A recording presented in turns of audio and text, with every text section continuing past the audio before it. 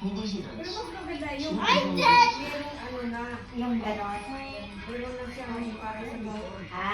So talagang i-modify, i-customize natin Kasi sa pag wala. ganyan, Yung likod wala. sabi pwede rin. Para double purpose. Pwede, dalawang ganito.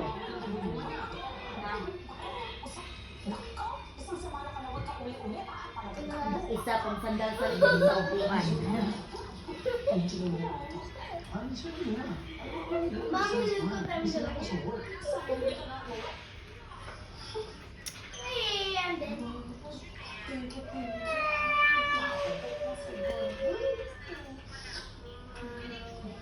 Would you like that to happen to you?